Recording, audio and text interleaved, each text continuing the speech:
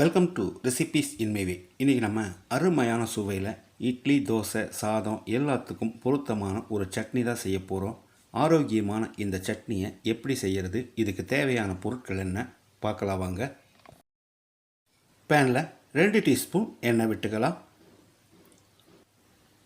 1 table spoon கடலைப்பருப்பு, 1 table spoon உளுந்துப்பருப்பு, 1 teaspoon மல்லி, 5 வரமிளகாய். காரம் குறைவாக வேணும்னா 1 மிளகாயை கம்மி பண்ணிக்கோங்க. அளவான தீயில் கருகாத அளவுக்கு 1 நிமிஷம் வறுத்துக்கலாம்.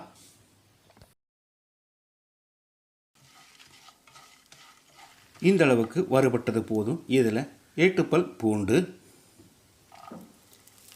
1 கைப்பிடி அளவுக்கு சின்ன வெங்காயம். வெங்காயத்தை கண்ணாடி பதத்துக்கு வதக்கிடலாம்.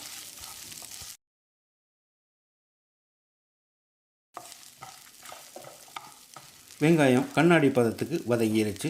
1 நெல்லிக்காய் அளவு புளி, 2 கைப்பிடி அளவுக்கு கறிவேப்பிலையை அலசி எடுத்து வச்சுருக்கேன். இதை போட்டுக்கலாம்.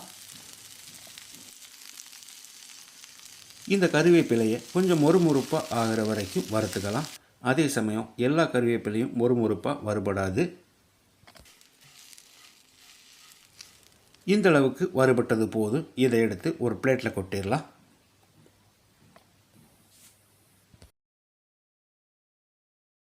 இதோட 1 டீஸ்பூன் உப்பையும் சேர்த்து நல்லா ஆறின பிறகு மிக்ஸி ஜாரில் போட்டு வச்சுருக்கேன். பருப்பெல்லாம் அரைவிடணும். அதனால் முதல்ல கொரகொரப்பாக அரைச்சி எடுத்துக்கலாம். அதுக்கு பிறகு கொஞ்சமாக தண்ணி சேர்த்து பேஸ்ட்டாக அரைச்சிக்கலாம். இட்லி, தோசை, சாதம் எல்லாத்துக்கும் பொருத்தமாக அருமையான சுவையில் ஆரோக்கியமான இந்த கறிவேப்பிலை சட்னியை இதே மாதிரி இதே அளவுகளோடு நீங்கள் செய்து பாருங்கள். இந்த வீடியோ பிடிச்சிருந்தா லைக் பண்ணுங்கள், கமெண்ட் பண்ணுங்கள், ஷேர் பண்ணுங்கள். சப்ஸ்கிரைப் பண்ணாதவங்க சப்ஸ்கிரைப் பண்ணுங்கள். மறக்காமல் பெல் பட்டனை கிளிக் பண்ணுங்கள்.